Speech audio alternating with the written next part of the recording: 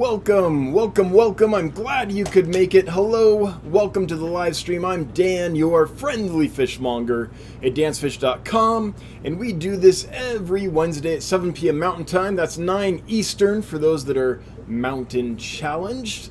Welcome, glad you could make it. We're going to geek out about fish and aquariums, breeding fish, raising fish, building fish rooms, keeping aquariums, shipping fish, all that stuff. But first, we're going to give you our shipping report. And we are going to talk about a cool giveaway we have and update you on the progress of the building of our new fish store. I'm going to start by checking a text real quick. As of earlier today, I know what the report is, but just want to double check with Johnny, make sure he didn't send me a text to let me know there were any issues. Okay, so let's get right to it. To start, the shipping report, which I'm happy to say we have no issues. All the fish that were shipped since we last talked arrived alive in good shape. The only report of any problem we had this week was someone lost a pleco that they got from us a few weeks ago. Is it 3 weeks or a month, something like that? I can't remember right now. But that's far enough away from when it was shipped that we don't usually tally that, but in the name of transparency, I do want to bring that up. Someone did have a loss of a pleco, which is super unfortunate, especially with the price of plecos. I totally get it. So we'll take care of that customer. But since it's been a few weeks, then I don't know if I chalk that up to a shipping issue, or we sent them one that maybe we unknowingly didn't know had an issue, or maybe something, you don't know what happened when it's been that long. So the report as of since we last talked, though, all the fish, as far as I know, since we last talked, my keyboard, is 100% survival, everything going well. So I'm happy to say that. There was a stretch there where it seemed like every week there was something bad to report. And it's nice when I can say no issues. Now, if you did have an issue, if I'm wrong, then please feel free to let me know in the comments here. Just make your comment at dansfish, or if you don't want to air it publicly, send me an email, dan@dansfish.com. Oh wait, that's the old one. Send it to Johnny, hello@dansfish.com. Johnny's our new customer happiness officer, and he's doing a really good job taking care of everyone's needs. So I really appreciate that. Thanks, Johnny. It's freeing me up to finish building the warehouse and get some other long-needed projects done. I don't know when I'll be able to do it. I want to start making more videos on YouTube again. Because of Johnny's help, I've been able to look at that a little bit this week and kind of refresh myself and get some ideas of how to do it and do it a little better than we have in the past. But with the move into the warehouse coming up, that's going to be super busy. So I'm just getting prepped for when the time is ripe, for when I can do it. So looking forward to that, and not sure when it'll happen, but trying to make it happen. Anyway, about the warehouse, I'm happy to report that the thing that was keeping us from getting our occupancy permit, which was the venting of the big boilers because they were waiting on a part for the flue, is completed. The flues are installed. So what that means is, as soon as we can schedule it with the city, hopefully we can get our final inspection done, and hopefully we can get our occupancy permit. They're working hard on the water source, our surface well, and they've been working hard on that all this week. One part that they were waiting on will arrive tomorrow. It's already completed. The engineer will go get it tomorrow. And so I don't know if they'll be done this week. It's a massive project, but they're making great strides. So that's looking like it's coming along very shortly here. So hopefully pretty darn quick we can actually turn that beast of a system on and see what happens. Oh man. But that's where we're at. After that, it's just a punch list with the contractor, a bunch of little details like, I don't know, let's patch this spot here where the paint, didn't get applied correctly, or let's add a little trim here, stuff like that. But nothing necessarily that will keep us from getting in there and starting operating. So we're very, very close. We are waiting on one other piece of equipment. It's a sensor that allows the carbon filters to talk to the rest of the system, and that should be arriving to my supplier on Friday, and then they'll overnight it to me. So I'm hoping we can get all the rest of the sensor equipment and the communications equipment and the brains, if you will, of each piece of the system in complete next week, along with, I think they'll be almost done the surface well, but I think that there's gonna be a little more to do. So probably a couple days next week. Luckily, the weather looks good. We're going to be up in the 50s. Night will be down in the 20s and 30s, but during the day we'll be up in the 50s. So should be able to get it done. So we're real close. Really, really close. I can't wait. What I plan on doing tomorrow and Friday is there's 7 tanks that need patching. One is the manufacturer's fault. The silicone was not applied correctly and it's leaky. It was just a little bubble that was in the silicone where water can drip through the seam. And the rest are, I think, 6 aquariums that I cracked while drilling. So we drilled, 330 aquariums, cracked 6, so a little less than 2% crackage. 2% crackage, sir, is what happened. But I've got to get in there and start patching that. And due to all the requests we got to please make a video about that, I'm going to do my darndest. I'm going to try to make a video showing how to do that. So anyway, that's where we're at. We're so close I can smell it. And hope we get in there real soon. I mean, there's a little cleanup and stuff, but as far as getting the system fired up and starting to dial everything in and start, once that's in moving fish over and stuff, we're pretty much at that point. Once that well is complete and that little sensor arrives, they'll be able to finish that. So with that, let's jump over to the giveaway. Today's giveaway is for some Cali Timbuni. We will send you, I think, probably 4 of them. Whatever, I think I can fit 4 pretty comfortably in a medium-sized box. They're pretty big fish right now. They're 2.5, 3 inches, maybe 3.5 inches, a couple of them. So I'm gonna have to upgrade it to a medium box, but that's fine. We don't mind doing that for you. Now, for those that don't know this fish, I'd like to share it with you. So here's a picture of a fairly young one that we took. And then here's one that Johannes Graf, the guy that collected these fish in the wild, took. And as you can see, even at a young age, they're starting to get a lot of orange in. They'll get some nice red in. They're really pretty fish. And then this dark marginal line, I think that they're really good-looking rainbow fish.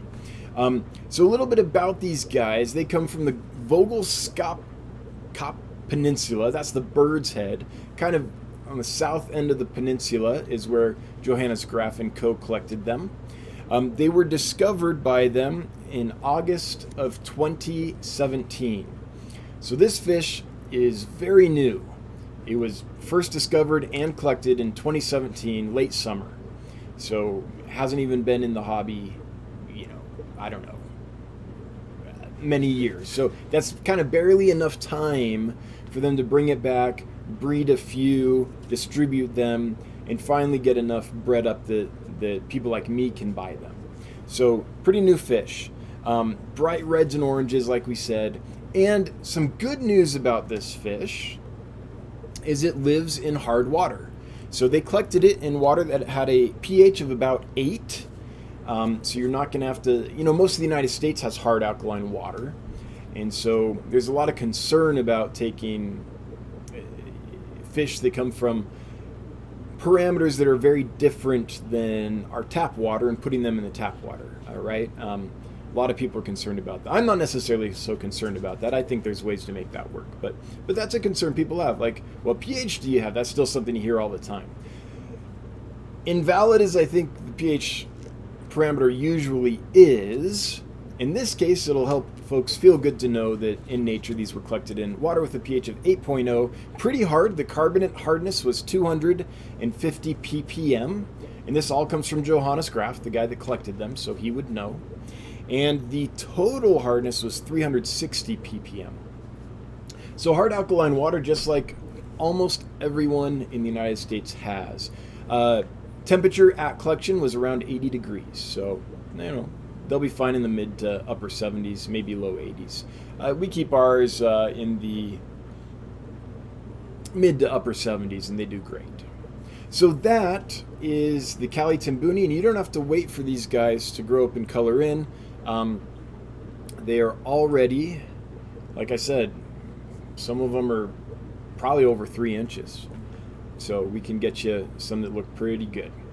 Anyway, if you like that, now one thing I do want to say before I tell people how to enter the giveaway is that, I see Amazon Research Center here. I just want to let you know I haven't forgotten about you. I am...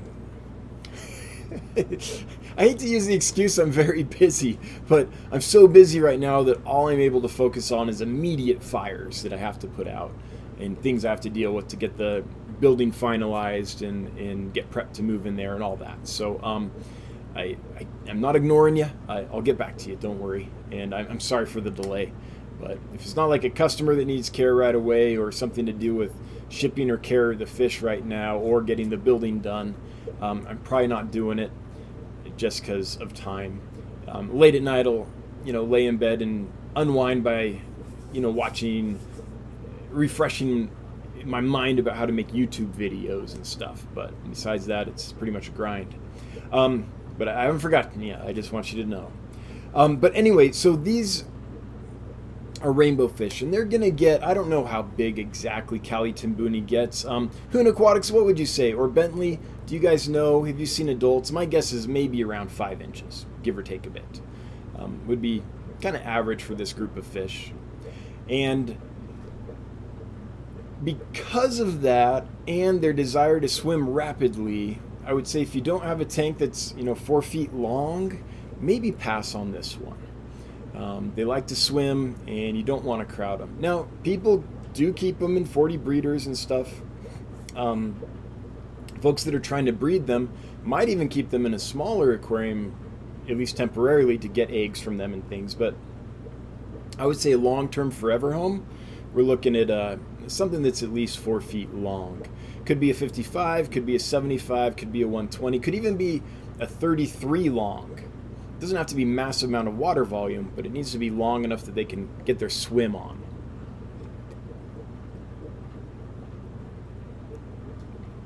So keeping that in mind, if you have such a tank and like rainbow fish, then if you would like to enter to win them, the hashtag is #rainbow. Try to keep it simple. Something I learned from Candy Overholes. Keep it simple, stupid, when it comes to making hashtags for giveaway, entries. So #RAINBOW. Doesn't matter if it's capitalized or not. No space between the hashtag and rainbow, just all one unit, and that will get you entered in the drawing. All right. A little bit of news for those that are interested in what's going on behind the scenes here is we were not planning on bringing in any more fish until we moved in the warehouse. But we thought that we would for sure be in there and balanced and everything by April 1st. So as we sold out of fish here, we weren't replacing them. We were trying to empty tanks so we could start tearing down tanks and move them over to the warehouse. However, we're not exactly sure when we'll be able to move in the warehouse. A bit of that is out of our hands. So we've decided to change our strategy a bit and keep working out of here and the warehouse for a little bit. And then once the warehouse is totally stable and all that, move everything and move over as we can. So what that means is all those tanks that we'd emptied out in anticipation to move to the warehouse. And the reason is we were starting to run low on inventory for you guys. We were down to a lot less species than we normally have, and it was going to be at least a few weeks before we could get in the warehouse, because we have to get our occupancy permit and the other things we talked about earlier. We're close to that. But then there's a couple weeks of just testing and balancing the system and making sure that the brains of each piece of equipment talk to each other. Doing a lot of stress testing. So if this piece goes out, what happens to the rest of the system? Or if there's a drop in pressure, a change in temperature, or a clog in this area, any of that stuff, we have to stress test the system so we make sure that if anything like that happened while the system was operating, the fish would be safe, right? We try to think of every scenario that could go wrong and make sure that we're prepared for that, and that the system knows how to handle each of those scenarios in a way that it doesn't kill all the fish. So for example, let's say that the boilers malfunctioned and overheated the water, and now we've got super hot water flowing into all the aquariums, which would cook our fish. How do you make sure that in that scenario the system stops pumping hot water to the fish, right?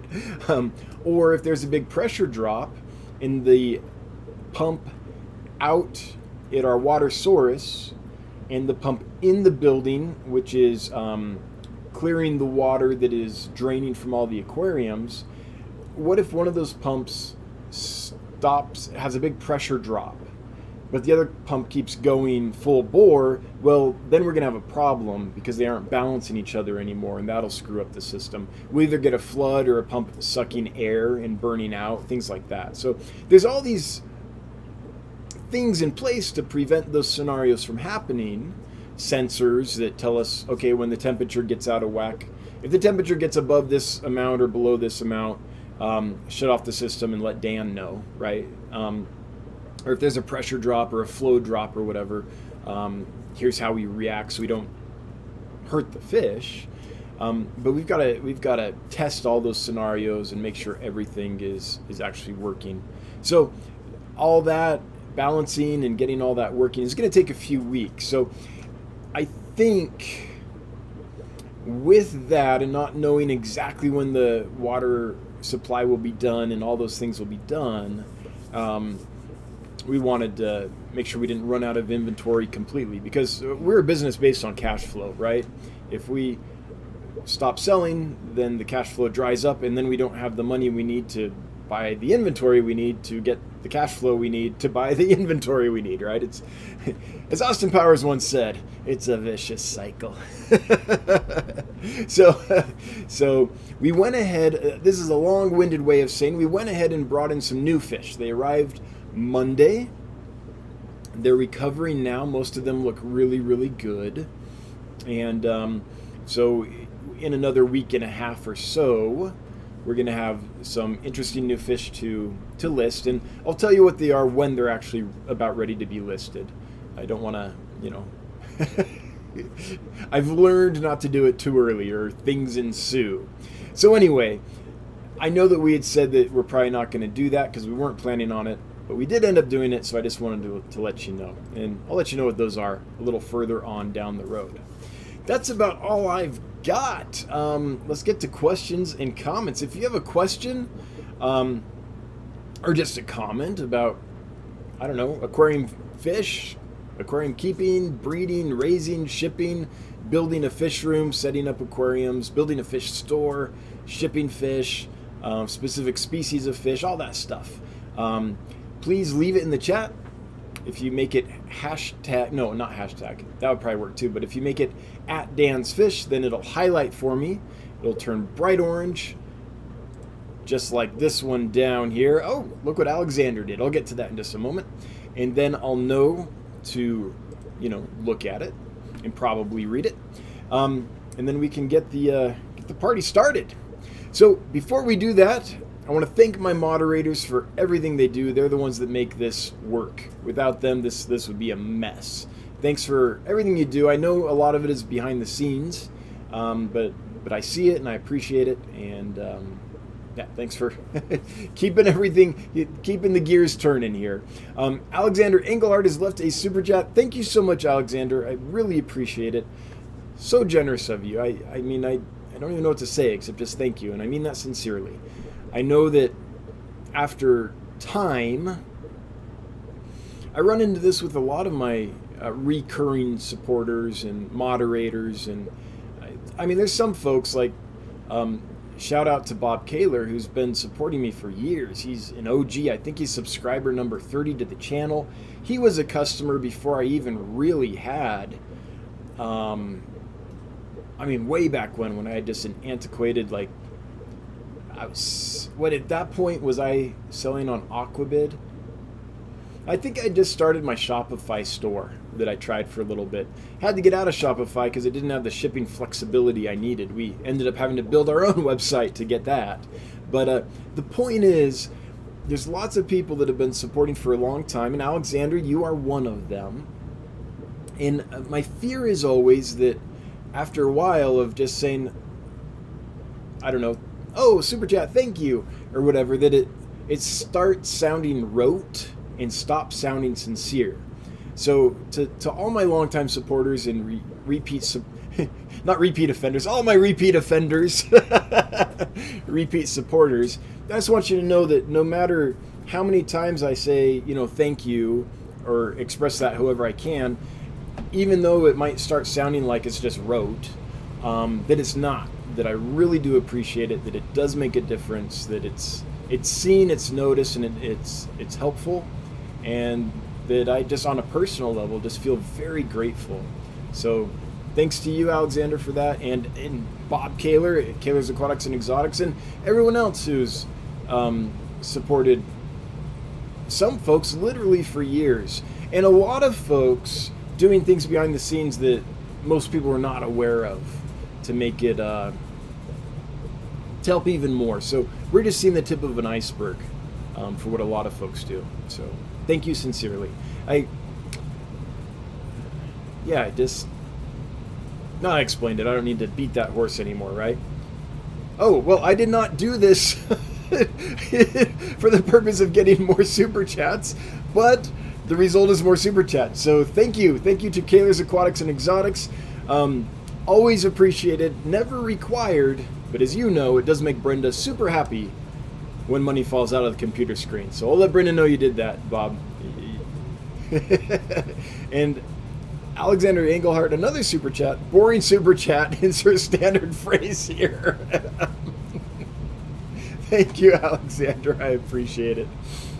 Oh, here's one more. Danikin Aquatics. So Kenny E and Danny, but I'm assuming this is Kenny. I am not ignoring you. My phone is toast. My new phone arrives hopefully Friday, and then I can get back to people. What happened is I've been in such a bubble that unbeknownst to me, AT&T cut its 3G network out. It's just gone. So I can't make phone calls. I can't receive phone calls. Like, I know Danny Ken, I know I owe you an answer. I saw your question a little while ago, but I need to get my phone so I can call you. So I'm so sorry. Anyone that's been trying to get a hold of me for the last week or so, sorry, but I've been living in such a bubble that I did not know that AT&T was going to do that. And I've got a super old phone.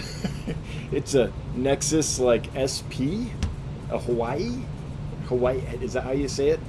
I don't know, that phone's got to be 7 years old. It works great though, so I never got a new one. And then one day I was like, why can't I make a phone call? And I looked into it and was like, oh, that's why I can't make a phone call. So sorry to everyone who's waiting on a phone call. Yeah, I'm ignoring you all. Yes. Amazon Research Center. He's ignoring us all. Yes, yes. Yes, indeed. Right now I am, just because I don't even have the means to respond. Okay. Anyway. Let's get to some fish talk, shall we? Let's talk about fish and aquariums and all that funsy stuff. Oh, I also want to thank everyone who's sending us temperature reports. So when there's been a lot of people that when they receive the box, they check the temperature of the water in the bags in the box, right? And when they tell us how the fish did, they include that. They're telling us, hey, the temperature was this, 70 degrees or whatever it was. And that's really helpful. We're in that time of year again where the temperatures are shifting. Dead of winter, believe it or not, even though it's super, super cold, it makes it a lot easier to decide how to heat a box. Because I know it's cold here, and we look at all the weather. I should show, I can't really show that without. Every order form has the weather printed on it. So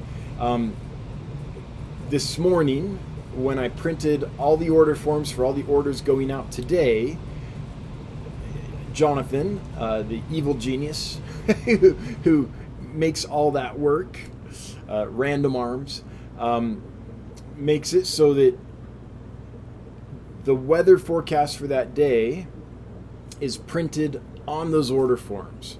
So we know when we send you your fish what your weather is going to be for the day that they're going to arrive, right? So today I pulled the fish. Your weather for tomorrow is printed on that order form. In the winter, it's cold here, it's cold there, easy. Put in, depending on the size box, maybe a few different heat packs to keep them warm. But right now, it's shifting. Sometimes it's cold here, but warm where it's being shipped to. Or it's not super cold here. It's in the 50s during the day right now. And it's not super cold where it's going, but it still needs some heat. So all those little things, we're in that kind of, zone where there's a little science to it and a little art to it when you're trying to figure out, okay, this species going to this location in this weather probably needs this much heat, right? And all those reports that people send us when they receive their fish, if you send an email to hello@dansfish.com, and if you happen, let us know if they did well or didn't do well so we can keep track of how our shipping's going, so we know if we need to improve anything or fix anything for anyone. And if you do check the temperature in the box when you open it, that's mighty helpful. And when you do it, if you would actually check the temperature of the water in the bag, that's the best. If you just kind of check the temperature on top of the bags, well, the heat back's been sitting up there and kind of making that spot warmer. It's the water in the bags that we really need to know. So anyway, everyone that's doing that, we really appreciate it because it's helping us know what to do to get the fish to you in good shape. All right, Kelly Foreman throwing down a super chat. Thank you so much. Here's a shout out to Random Arms. Yeah, Random Arms is one of the best. I'm lucky to work with that guy. We've got a great crew. We've been very fortunate with our team and how it's shaping up. By the way, we are looking for someone, a couple of folks to help. So if you like to do marketing, if you want to be our Jimmy, our Swisky, and help us make content to, I know it's two things, right? It's keep in touch with our audience, it's to educate folks about fish and share our story. So it's kind of marketing, kind of PR, kind of educate, but just, keep hopefully useful, value-adding content in front of people. I used to make a lot of that, and then I just got so busy that I pretty much just do the live stream now, and maybe a tour sometimes when new imports are ready for sale so you can see what you're getting, stuff like that. But as far as like truly educational content outside of that, I haven't been able to do a lot of that lately. So we're looking for someone to help us do that. Make videos, take pictures, post things on YouTube and other social media channels. So that's one position. And then another thing is we're getting busy. Like, we keep breaking our records, even though we're not in the warehouse yet. We're still growing. And so we need someone to help care for the fish, maintain the tanks, help pack the fish so they get to the customers in good shape, all that stuff. We all do all of that, but we're to the point where we need even more. So if you're interested in working with us, if you would send a cover letter and a resume to hello@dansfish.com, we'd be mighty interested in seeing who you are and seeing if we can make beautiful music together. But so far, we have a pretty slow hiring process. We're very particular in who we hire, and at some point before we hire you, we would fly you out here and work together for at least, it's usually about a week, just to make sure that everyone plays in the sandbox well together, because we don't want to be that company that people dread going to work for. I'm sure we've all had those jobs, right? Where you're scraping yourself off the mattress in the morning, hitting snooze 10 times because you don't want to get out of bed, so you can go to the job that feels toxic, right? And that's what we're trying to avoid. We're trying to work with people who will not only be passionate about what we're trying to do and love fish and love our customers, right? But also who are good people to work with. I have a zero tolerance for jerks policy in my life and in my business, because I feel like that just creates all kinds of toxicity. So the only way to really hire, I feel like, is to actually, we do we read the cover letters and the resumes, and we call a percentage of them and have a discussion. But really, it's that week working together, and we try to make sure that it's a week that is busy, so everyone's working hard and trying to get something real done. And that's what we've found to be the best way to kind of get to know if we're good for you and you're good for us. Anyway, Ethan Foster throwing down a super chat. Ethan, thank you so much. It's not letting me read. I don't know if there was a comment attached to that. I apologize. I literally can't read it. It won't let me scroll down far enough. But the super chat is much appreciated. Again, always appreciated, never required. But it's awesome and it's helpful when money falls out of the computer screen onto our laps. Amazon Research Center, great archer fish in the back. I love them. Those are my babies. How long have I had those now? A few years, I think. Yep. True freshwater archer fish. Really, really fun. Fish Central, what's your favorite fish? So I truly don't have one, but the standard answer is Fundulopanchax gardneri.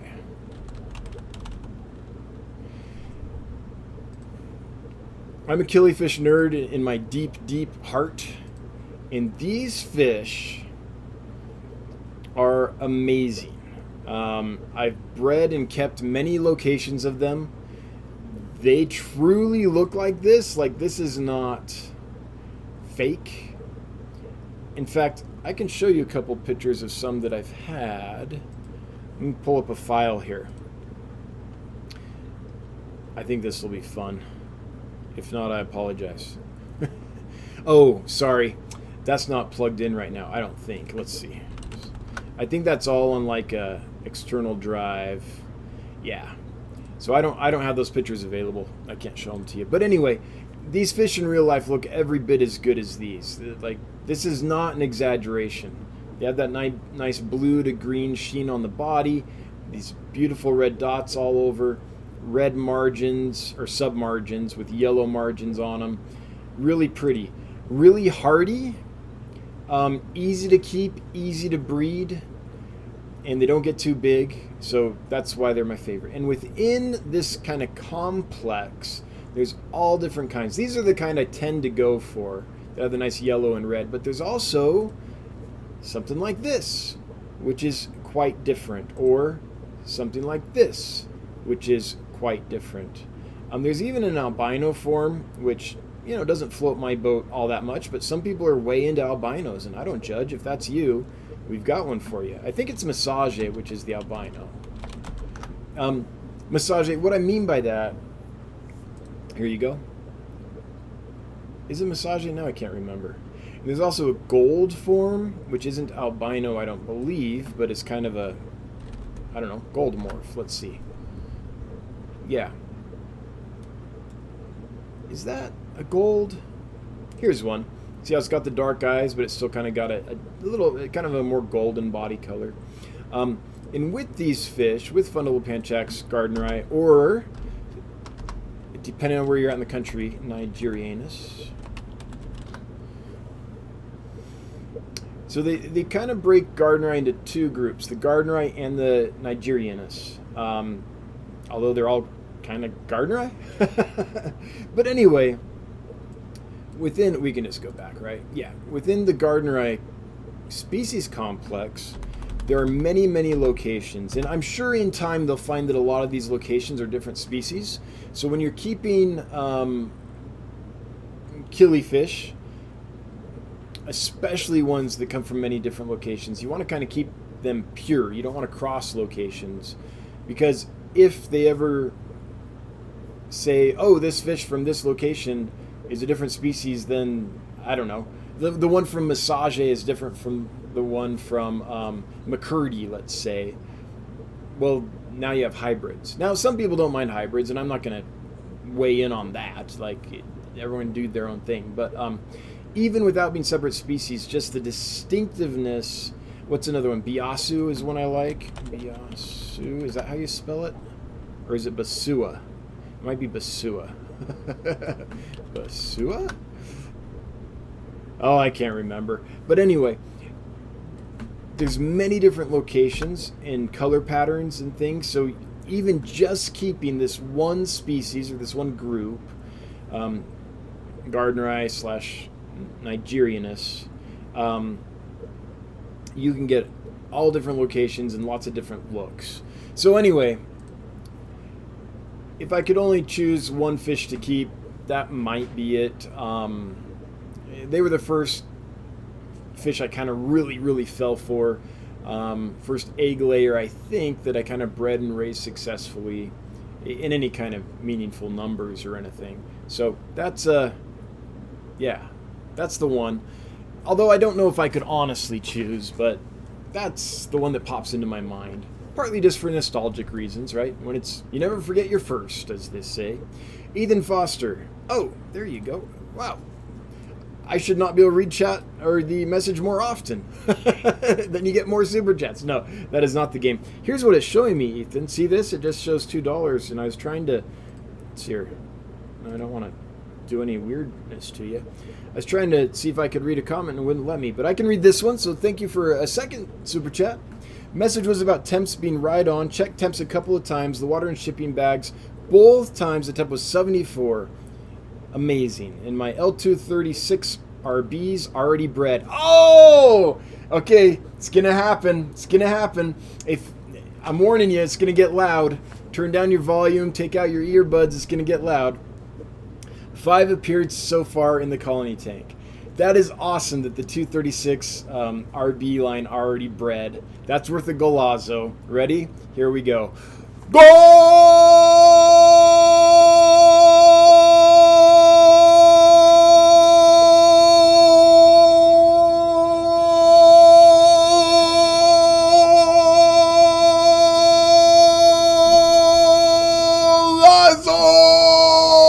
Yes! That's awesome, Ethan. Oh, man. That's exciting. I always get excited when someone's able to breed fish that I sell them. But when they're able to breed a fish that's super expensive and rare and hard to find that I sell them, that's even more fun. So, Ethan, I'm so glad to hear that. If you get enough of them, I'd be happy to buy them back. That's pretty cool. Maria Z, thank you so much. Bravo, right back. Yeah, that's pretty special. 236s are no joke.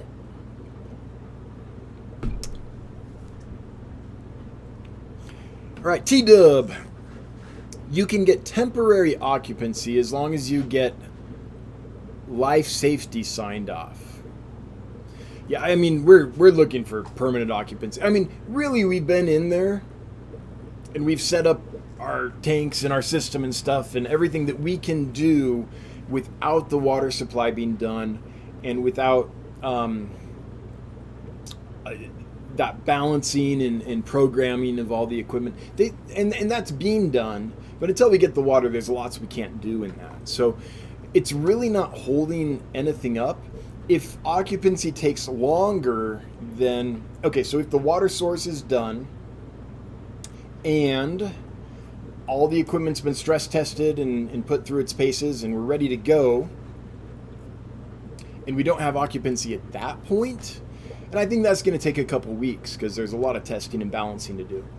If we don't have occupancy at that point, then it's going to be a big problem because we're ready to rock and roll, and we just don't have a permit, so we have to sit out waiting. That'll be super annoying, but we're a couple weeks out from, I think, that point. So having occupancy this week or even by the end of next week would probably suit us just fine. Although we want it sooner than later because you never know what's going to happen. And it's nice to get things buttoned up in construction projects. Man, avoid construction if you can. If you can't, I don't know, patience and whiskey might be helpful.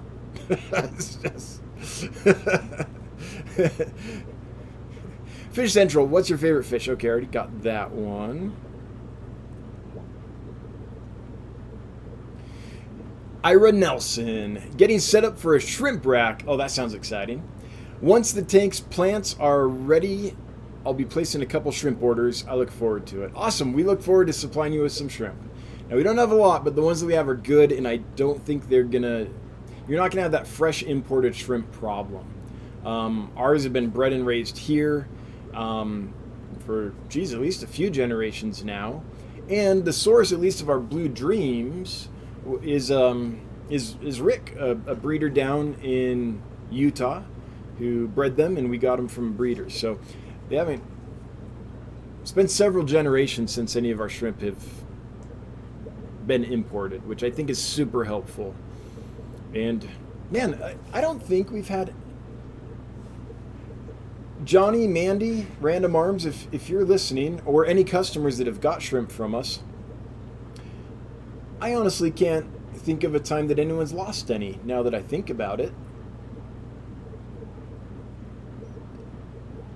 I think that's a true statement. I don't think anyone's reported that they've lost any shrimp from us.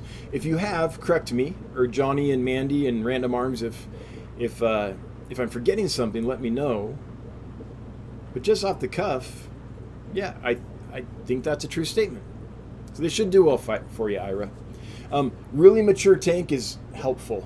In fact, almost necessary. So I would just suggest whatever rack you have set up, get those tanks set up, cycled, and then let them go another couple months to get them nice and mature. A lot of algae and stuff. Make sure you're not going to have any kind of ammonia or nitrite spike, and that everything's stable and you have a real ecosystem going, and then get the shrimp. That would be my best advice for shrimp. And I'm not a big shrimp expert, by the way, but from the times I have kept them over the years, that would be my best advice. Atlanta, is it possible to patch a gap in the silicone of an aquarium seam, or do you have to cut out the entire run of silicone and re-silicone the entire length of the seam? Unfortunately, it's the latter. There's no way to... If you already have silicone there, and in order for the seal to be complete, you would need new silicone to seal with the old silicone. It doesn't happen. Old silicone and new silicone just do not seal together. It's too bad. So unfortunately, if you have to put new silicone to a point where it has to bond with old silicone, then you have to take out the entire thing, all the seams of the entire tank. Now, not in between the glass necessarily, but all the bits that you can see that are inside the tank. You have to get all that out and reseal it all. I know it's a pain. I'm going to be doing a bunch of it tomorrow. And I believe I do have a video of when I had to patch one of the 75 gallons that I broke down here. That goes through that whole thing. Mods, if I do, I think I do on the channel. It's been a while. It would be when I was first setting up the basement. So I don't know, is that 3 years now or more? But I think I remember making that video.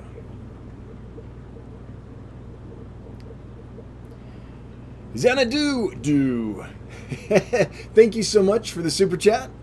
For more patience and whiskey. And for your first big order in the warehouse, hurry up already. Love you guys. Love you right back. And we can't wait. I mean, I know a lot of you are anxious, but just multiply that by I don't know, 5,000, and you'll see how I feel. Like, yes, I can't wait. Okay, Crowntail Halfman, what's the care requirements for the rainbows in the giveaway? Rainbow fish don't have, as far as I have ever found, at least not these. I'm sure there's a few edge case species, but none of the rainbow fish that I carry have what I would call super special requirements. They're not picky about their food, although one thing about food is you don't want to feed them anything real big. You want it to be small and easy to swallow. You don't want to feed big pellets or anything jagged or sharp. Frozen food's fine. If you do feed a large food item, you have to make sure it's so large they can't get it in their mouth and they have to like pick at it, like a chunk of rapashi or something like that, right? That would be fine if it's big enough that they can't get it in their mouth. But you want to avoid hard foods that they can get in their mouth, and I've seen them like tear their throat when they do that. So I'm not sure exactly why they do that, but I found it best to avoid. I do feed pellets to my rainbows, but they're nano pellets. They're extreme nano pellets. They're very small. Feeding larger stuff can be a problem. But frozen foods, flake foods, soft stuff, that's fine. I'm talking about like hard pellets. So that's one thing to keep in mind. Besides that, I would say it's space. I'd say long term, at least 4 feet of swimming space would be good. A tank that's 4 feet long is good. Besides that, I'm going to say they're pretty hardy and pretty simple, honestly. They're, in my experience, one of the hardier, easier fish to keep. So I wouldn't say there's anything super special. Be a good caretaker. Keep the water, parameters good. Keep them clean. Make sure there's not a bunch of ammonia buildup or any of that. Stable aquarium, just like any fish wants. Good variety of foods, just like any fish wants. Stable parameters. That's really about it. But rainbows, other folks chime in that are rainbow nerds. I know there's some in here, but for me, they've been pretty easy, honestly. Yeah. Oh, chat jumped, so I'm scrolling hard. ABC Aquatics Biotope Creations. What is the red and yellow fish behind you again? These are gold roseline barbs. So they're Sahyadra denisoni, the roseline barb or roseline shark or torpedo barb or torpedo shark, sometimes they're called. But these are the gold form of that. Hard to get, really pretty. Every time I can, I bring them in. But, geez, over the last 2 years, I think I've been able to get them in maybe 4 or 5 times. Their demand's high, supply is low. But they are really pretty. And check out, if that's a fish you want and you're new to it, then at dansfish.com, check out the newsletter section, and we wrote a whole detailed article on that morph of that fish, on that specific gold fish. There's some things to be aware of before you own a fish like that that's specific to the gold morph, so it's worth a look-see. Bunny Viper, any chance of new SA small scale archers for a spring or summer shipment? Thanks again. Or clouded. Yes, I'm on the lookout for both of those, and would love to bring them in. Is the small scale archer from South America? Is that what you mean by SA? Hang on, I actually thought it was from Asia. But I could be wrong. It's not a fish I know really well. In fact, I've only had it once. Small scale archer fish. Let's see here. Fish base will probably tell us. Let's see here. Here's fish base. Freshwater brackish. It has the small scale as brackish, although I know that they can come from fresh as well. Yeah, so this is from Asia, it sounds like. Mekong, Malay Peninsula, Sumatra, Borneo. Yeah. So, did I misunderstand? Is there a different archer that's from South America that you're asking about? Or maybe SA meant something else. But anyway, Bunny Viper, both the small scale and the clouded are the ones that I tend to try to get, just because they both do well in fresh water in my experience. And I'll keep trying, yes. Fish Central, wow, that's cool. My favorite fish are endlers. Yeah, endlers are awesome. No shade to endlers. They're pretty cool. Kelly Foreman, Johnny, tell us what's your favorite fish. Kelly Foreman, Johnny at Dense Fish. So I'm imagining... Oh, you're telling me that... Yeah, I already responded to that one. Gotcha. I think you were just bringing that to my attention. Gorgachev, can bumblebee gobies thrive in freshwater? I've looked at different sources and get mixed answers. That's because there's lots of different species. Some of them I don't think thrive long-term in freshwater.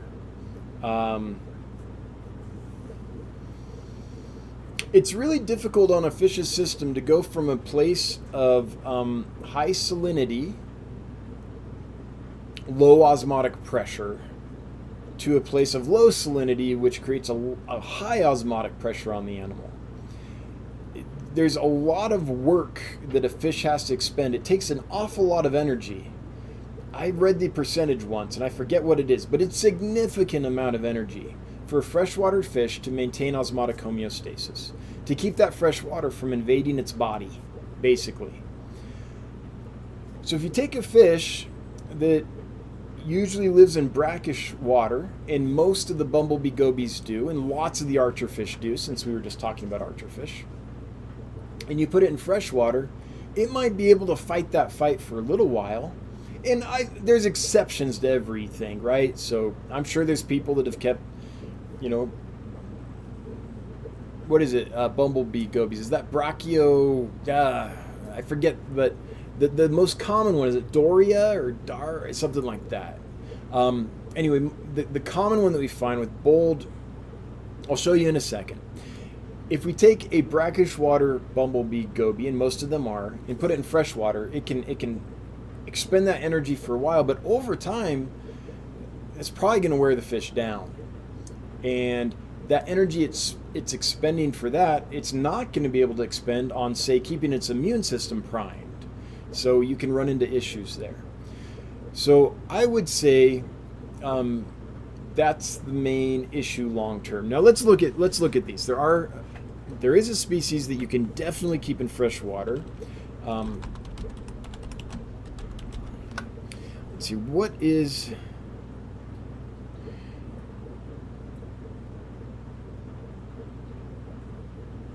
the one? Is it Dorier?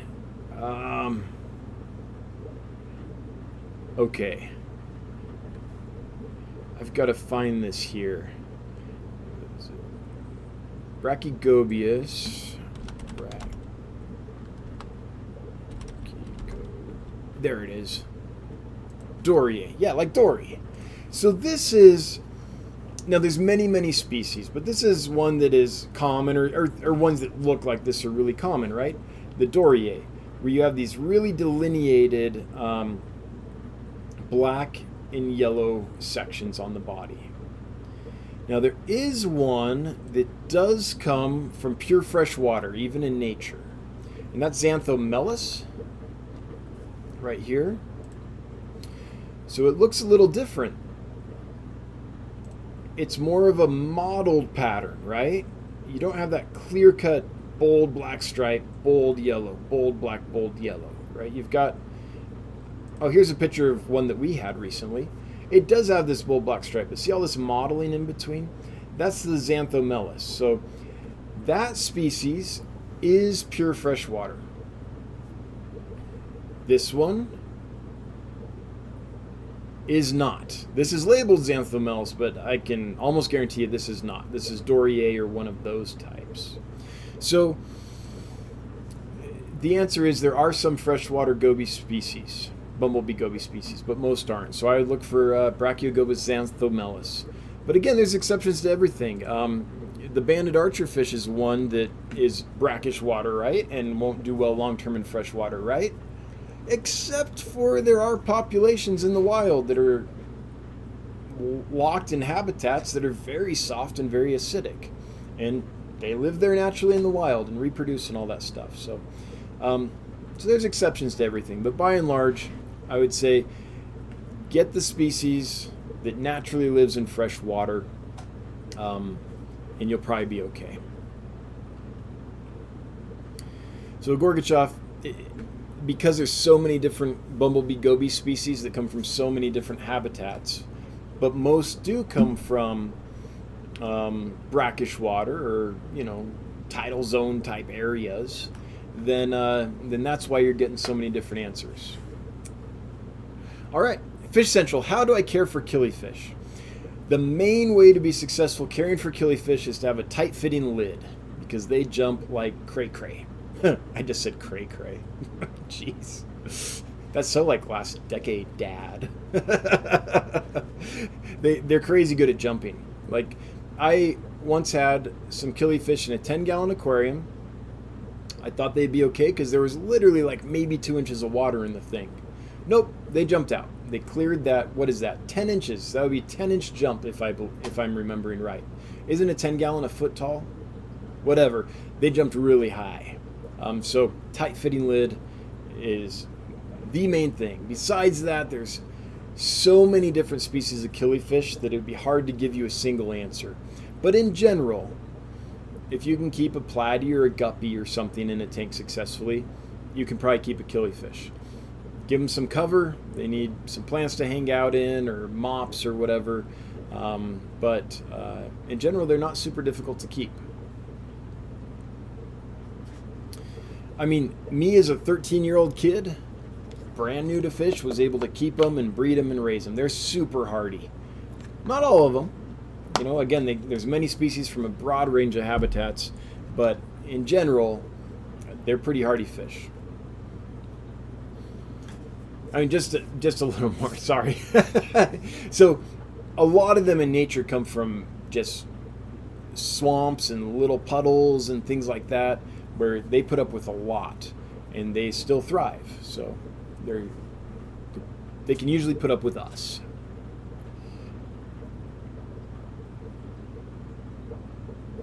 Amazon Research Center, do you ever bring in wild-caught fish? I do. I don't have any problem with wild-caught fish as long as they're sustainably collected. And I believe, from what I've read, and I've read on it pretty extensively, that almost all of the fish that are wild-caught are done in a sustainable manner. Now, I know every now and then someone will do something really horrible and use, I don't know if it's cyanide or what, some kind of horrible fishing method, but I don't think that that's widespread or very common. And the last case I knew of where a freshwater fish was being collected unsustainably was the roseline barb. But that ended a long time ago. Now they are done sustainably. Amazonas Magazine did a great couple articles on them showing that whole process and what happened at the beginning. And again, this is an outlier. Let's keep that in mind. But in the beginning, the folks that were collecting the fish were not educated and didn't know how to do it. I don't mean not educated in life. I mean not educated about how to collect that fish. So what they knew how to do was collect fish to eat. And when they realized that people would buy these roseline barbs alive, they used the same methods that they were using to collect fish to eat and the same equipment to catch live roseline barbs. Well, gill nets and things like that they were using are super hard on the fish. And so for a long time, that was the method. So those fish did not do well. That was not collected sustainably. But they've learned, right? Now they know how to do it sustainably. Now the fish get to us in much better shape. And so that I don't have any problem buying wild-caught roseline barbs, because I think it's just like Project Piaba is doing in the Amazon.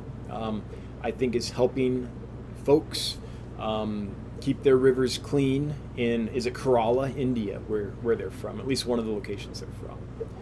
In general, though, that specific species I tend to buy because I've got a guy that raises them and does a great job, and so I tend to buy them, aquarium raised and bred. But I have no problem buying wild fish. Besides that one, I'm having trouble thinking of another species that I wouldn't buy because it is currently being collected unsustainably. I'm sure there's one out there, but I'm unaware of it and don't carry it. So yeah, I don't have a problem doing that. However, I also like to buy aquarium bred and raised fish. few reasons for that, but so I do both. Now, the good thing about wild collected fish is, again, it supports communities that would otherwise need to do something that would destroy the environment for a living, right? Maybe they would have to work at a palm plantation making palm oil, or maybe they would have to work at a gold mine or something. All these, or cattle ranching or whatever. Lots of activities that are done that really hurt the waterways.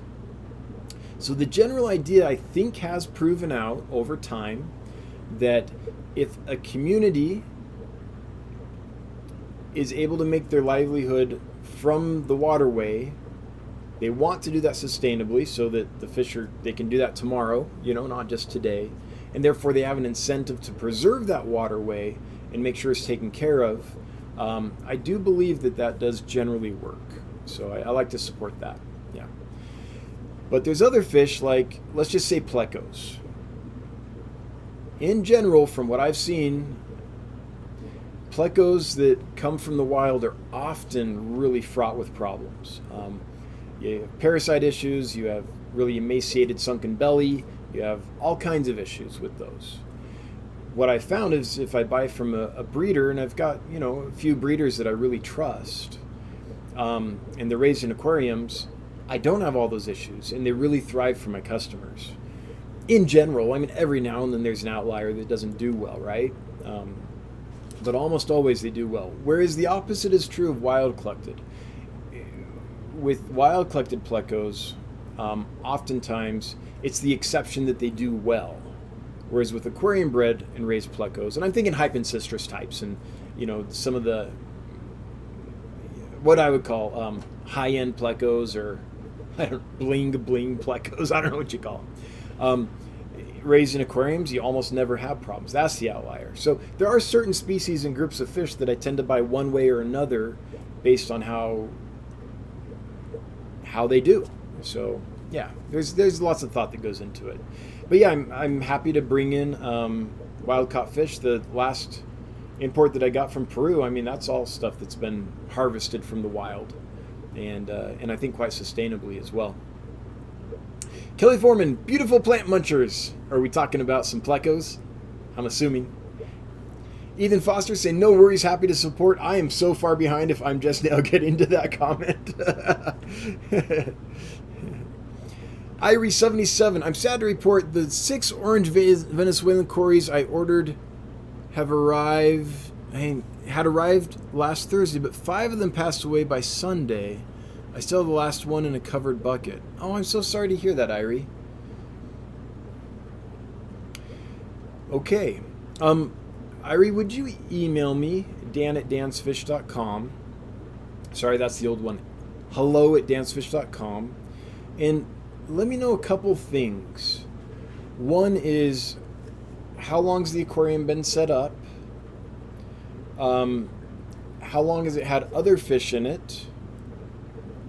And if you could do a general kind of testing panel for ammonia nitrate, nitrite, well, that's the wrong order. Ammonia nitrite, nitrate, temperature, and any other thoughts, then what I would like to do, if we can, what I usually do in a case like this is try to pinpoint if we can find what happened. And then if we can find that and can fix that, then I'll resend you some of those cories to try again. This is usually successful, but we have to be able to pinpoint the problem first so we can fix it. Otherwise, we're just repeating the issue again and again and again. On a fish like that, where we've had them for a long time and we've sent hundreds out, and I think that's true. I want to get you from you, Rick. I think it was a couple hundred at least, and almost never have any issues. When a batch doesn't do well, then my inclination is to think, ooh, maybe there's something going on we could fix so that we could resend and they will do well. Now, I want to be very clear here that there is no customer blaming here. I'm not blaming you, Irie77. It could be that something happened in shipping. I don't know what, but they got put in the hot sun or in a sunny window or something, and they had heat packs in there, and so even though it was cold, they somehow got extra warm. Like, there's many things that could have happened. But in general, in a case like this, we try to do everything we can to see if there's something that we could fix, so that we can resend and won't have the issue. Sometimes we can't find it, in which case we often ask, is there another tank that you have that's been set up long term that we could try them in? And usually that works out. So let's start that conversation. If you'd email me, hello@dansfish.com, we can try to figure out what's going on. And I'm so sorry you had that experience. I know what that feels like, and I'm sorry it happened to you.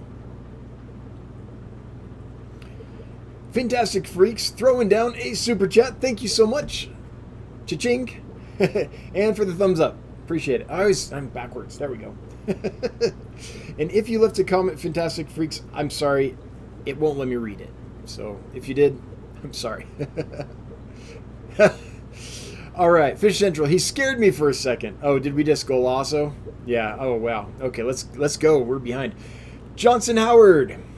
My Chilotherina fasciata Clearwater Creek breed constantly, but the other rainbows gobble them up. Thinking of setting up a breeding tank for them. Yes, that's par for the course for rainbows. Often they'll spawn a lot, but usually the fry are eaten.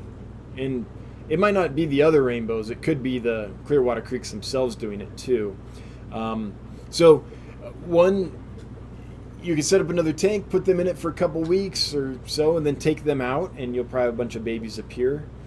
That's one way to do it. Or you can put a spawning mop in their tank, and once it's full of eggs, move the mop with the eggs and put that in another tank, and they can hatch in there. But you usually do need to remove the babies from the parents. Now, not always. If you have like half the tank is floating plants, like water sprite, let's say, with good long roots, so that, duckweed isn't as good because you might have a ton of duckweed, but the roots are really short, so the parents can still get up, or the adults can still get up and eat the little babies up there. But if you have something with long roots, water sprite, water lettuce, I don't know, frog bit, something like that. I like water sprite because it's super easy. And you have like half the tank that has a cut, that coating the surface of the water, then often enough babies will be able to hang out and hide in that you'll get a little population growing up. Not large numbers, but you'll get a few growing up. So that's another way to do it if you just want to see a few, grow up every now and then. So there's a few ways to do it.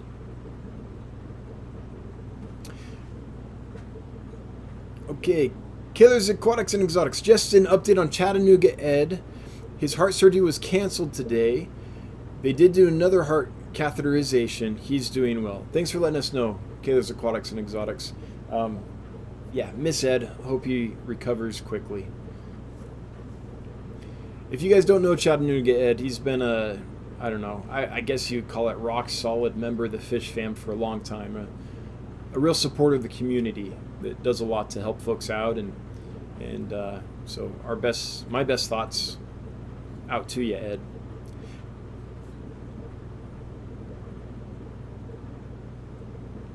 Mike Stambaugh, what are the cons of only feeding capsulated brine versus live brine? I tried capsulated brine back in the day, and I just liked live better. There's a lot of fish that, the nice thing about it is it moves, right? That jerky swimming motion, that triggers a lot of fish to have a real good feeding response. So that's what I liked about it. Now, one thing though, is if you have fish that are dedicated, say, surface feeders, and you can get them on decapsulated brine, that can be kind of nice, because if they're only going to eat at the surface, and there's a few species of fish that they're just not going to come down off that meniscus on the top of the water, right? They're going to be right up there next to it. If you feed baby brine shrimp, they tend to swim around in the middle of the water column.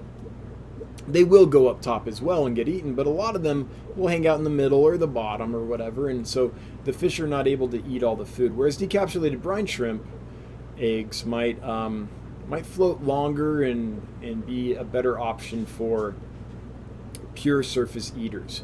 But besides that one case scenario, and I'm sure there's another edge case that I'm not thinking of right now. But besides things like that, I like baby brine shrimp better just because they move, and baby fish are instinctually gonna chomp down on something that moves.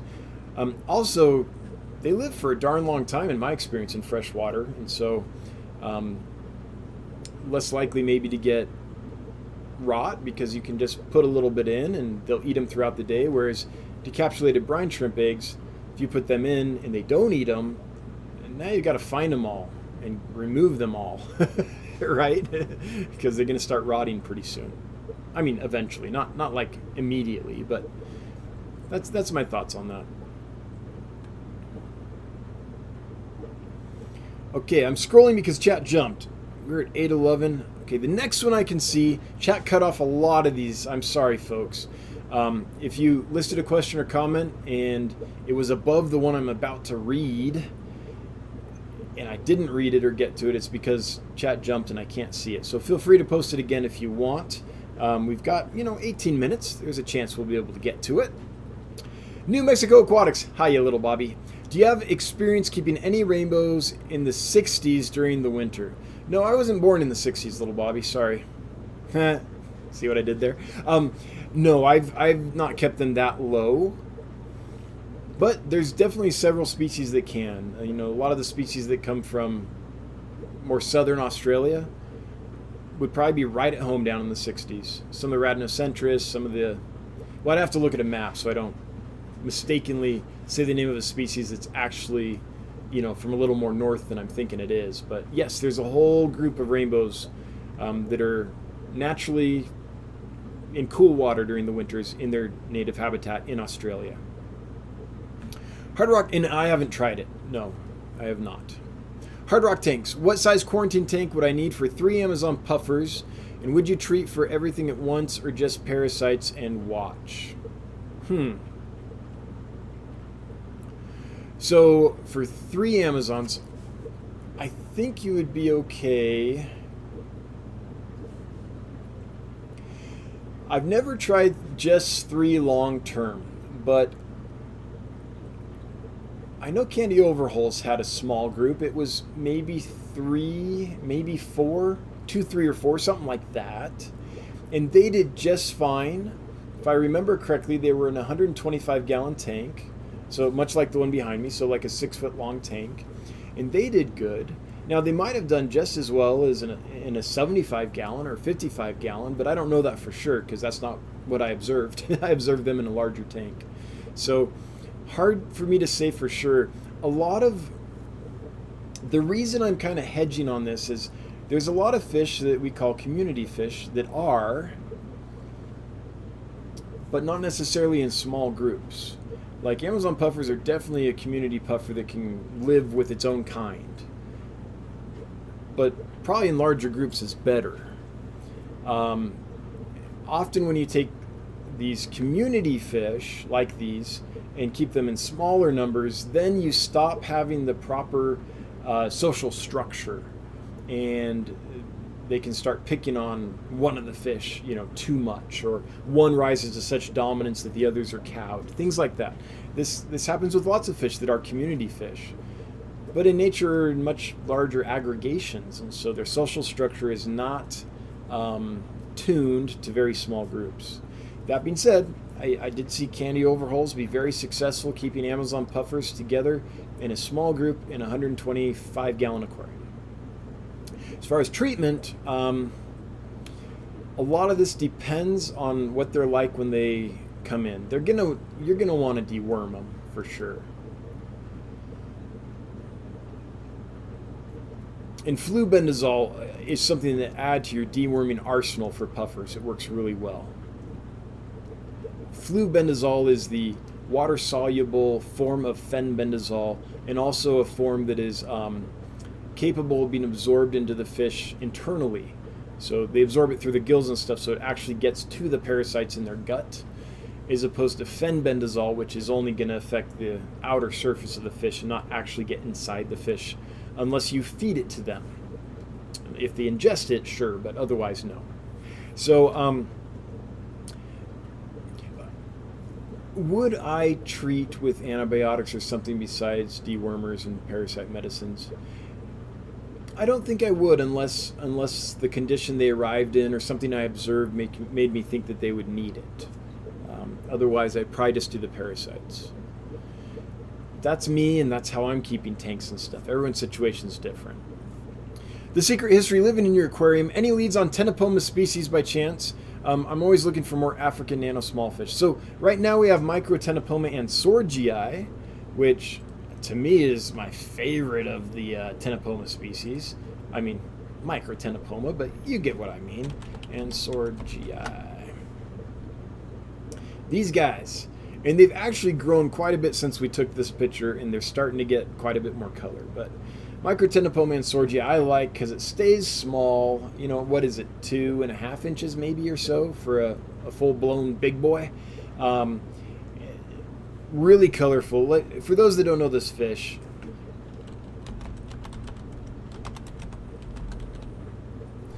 to me it's the most colorful of the Tenopoma types. Really cool fish. I mean, check these out.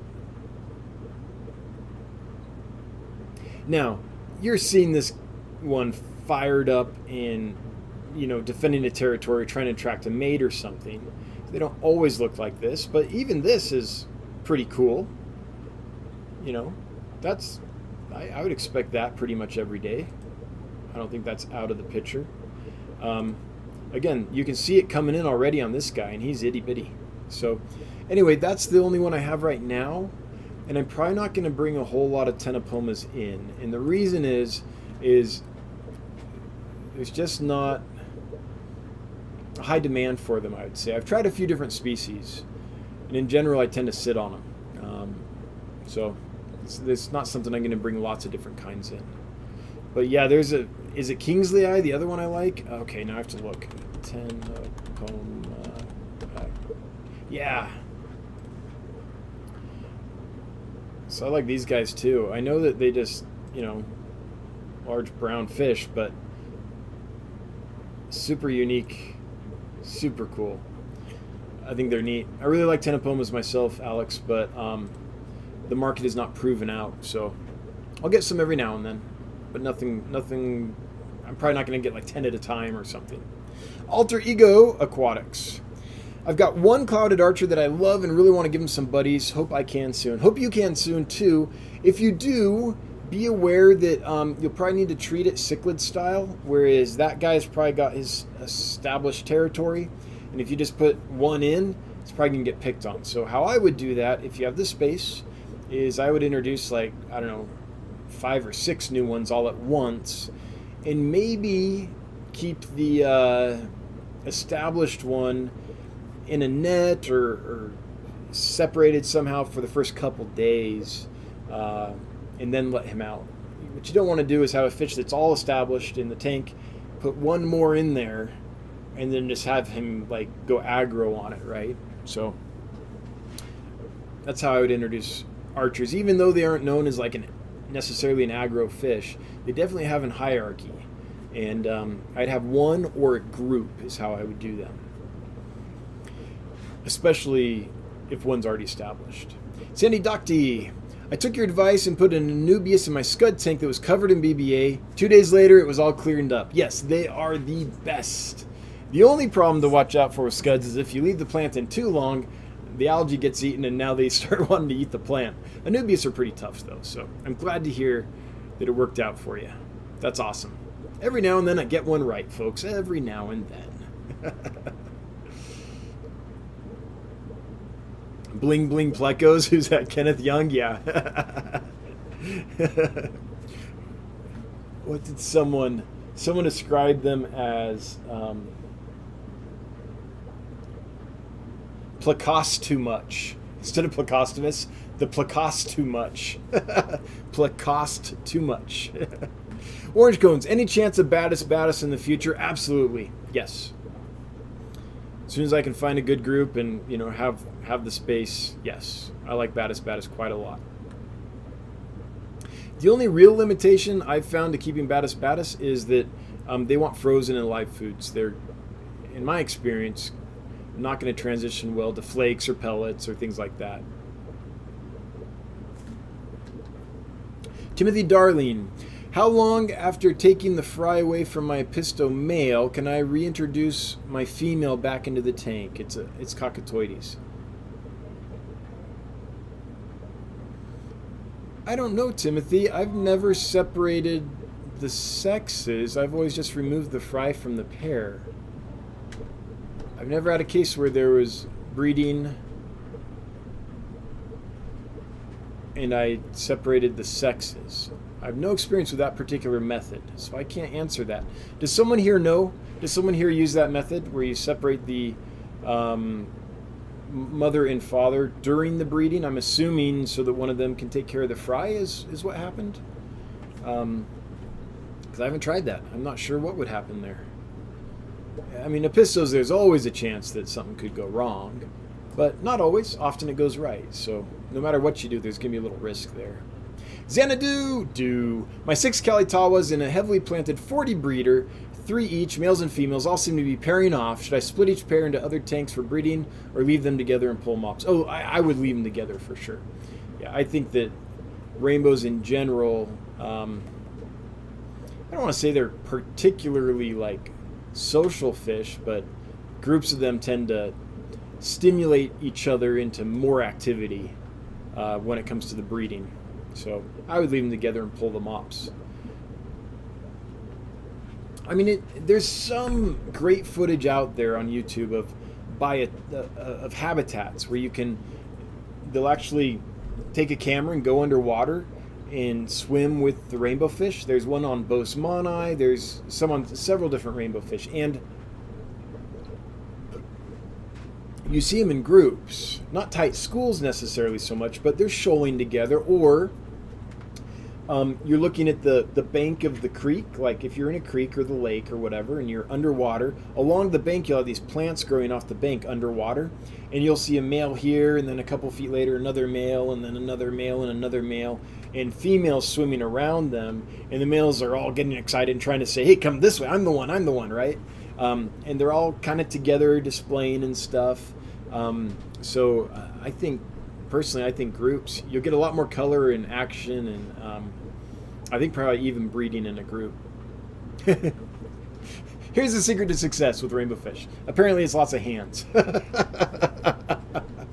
Cradtail Halfman, what's the care requirement for these rainbows? Okay, I think I already did that one.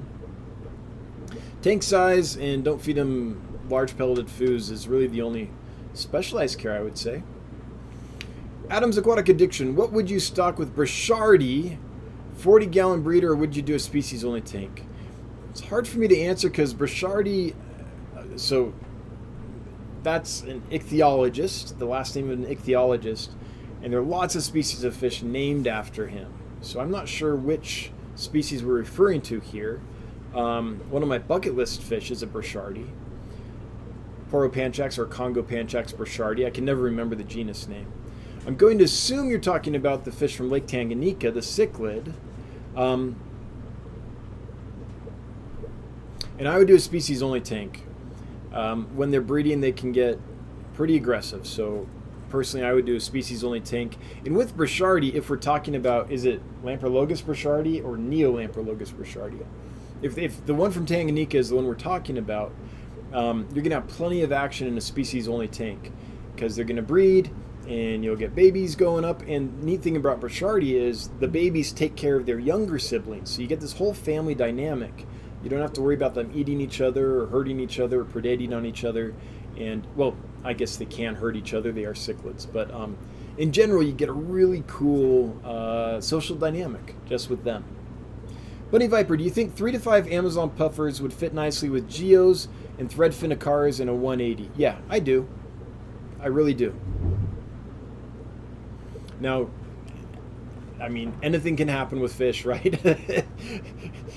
You can have a group of fish that's doing great in one tank, move them to another tank, and then suddenly you have a bloodbath. But in general, I think that's a setup that I wouldn't have a problem with. I think that I would try that if that was my tank. Fantastic Freaks, I also have just 3 Amazon puffers in a 40, and they've done well, just shy of 2 years. Awesome. Going to upgrade them to 55 or 75 soon, though. Okay, that's good to hear. All right, that gives hope to... Was it Paul that was asking about that earlier? Let's see here. Who else chimed in about that? I'm curious. Ugly Casanova, great name. That's hilarious. I love that name. I have 4 in my 65-gallon still, roughly 2 inches, and they're happy for the time being, but I'm looking to add to the shoal with a larger tank. I assume we're talking about Amazon puffers there.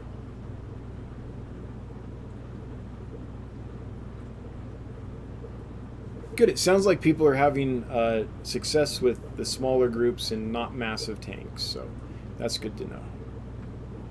If those indeed were talking about Amazon puffers, I think they were, but I have no way of knowing for sure. Maria Z, why don't more people recommend potassium permanganate? It's probably because they don't like everything being stained purple. Not quite sure, but yeah, potassium permanganate can be very effective. It's an oxidizer, so think in the veins of, like, I don't know, bleach or methylene blue or hydrogen peroxide, something like that. I know one gentleman that imports really rare, hard to find stuff, Altum Angels, really delicate stuff. Well, that's just one example, Altum Angels, and lots of other stuff from the wild, and he swears by it. His treatment when he gets new fish involves potassium permanganate, and he has great success with it. So for him, it's obviously working well. I think it's a good one to use. I personally, I find that hydrogen peroxide works pretty well for what I need, but I don't think there's anything wrong with potassium permanganate, and I know a lot of people that are very successful with it. But I imagine just because of the purple staining is the main reason folks don't always use it. Yeah, that would be my guess. Or don't prefer it maybe over other options. All right, we've got to do a giveaway. First, though, Xanadu. I have an awesome video of 2 Kalitawa males spinning around each other in a tight circle. So awesome. I need to just post it, I guess. Yes, I want to see that. I want to see how the little guys are growing, for sure. Thanks for the super chat, and please post it. I would love to look at that. All right, let's do the giveaway. So this is for, I think, at least 4 Melanotaenia Cali Timbuni, not Kalitawa, I got confused earlier. Cali Timbuni. We have 160 eligible entries, and the winner is Kevin Voigt. You have potentially won some awesome rainbow fish. You have about two minutes to leave a comment and claim your winnings, because you do have to be present, and you do have to, acknowledge that that you're here for the drawing to win. Is flapping hands your new nickname? I think it's loose wrists. Loose wrists is my nickname. It's so hot in here, orange cones. Ira Nelson, is there a downside to using a pond canister on a large aquarium? Not that I know of. I think that would work just fine. I don't know much about pond filters, though, so I couldn't tell you which ones to use, or this one leaks more than that one, or any of that, but I can't think of a reason you couldn't do that. Alter Ego Aquatics, can do. I put him in a breeder tank thing while the others got introduced. Yeah, I can put him in we're talking about the Archer. I think that would be one of the safest ways to do it. Kevin Voigt is here. Kevin, congratulations. You have won a group of Melanotaenia Cali Timbuni. Pretty darn new rainbow fish to the hobby. It was only discovered and collected back in 2017 by Johannes Graf and Co. So happy to pass some of those on to you to play with. Please send us an email, hello@dansfish.com, with your first name, last name, and mailing address included in the email. Let us know you're the winner, and we'll get those out to you. And I would assume next week. We'll just have to email to get that set up. So congratulations to Kevin. With that, we're at time. It's 8:30, so we're gonna go here. I want to thank everyone for being here. Thanks for. So for me, this is. I've talked about this, but not in a long time. where I grew up, there were a lot of aquarium fish clubs. We had the Sacramento Aquarium Society, we had the Bay Area Killifish Association, we had lots of different places you could go, lots of different hobbyists you could geek out with. And I grew up on that as a kid. My fish godfather, Jim Forche, and godmother, Agnes Forche, would go to all these meetings, so they would, give me a ride and take me all around and kind of mentor me. And I really miss that. I miss hanging out with fish geeks and going to fish club meetings and seeing the people, seeing the fish and all that.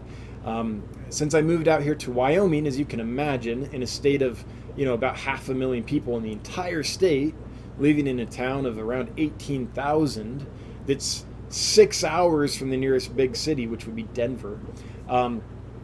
There's not a lot of fish clubs here.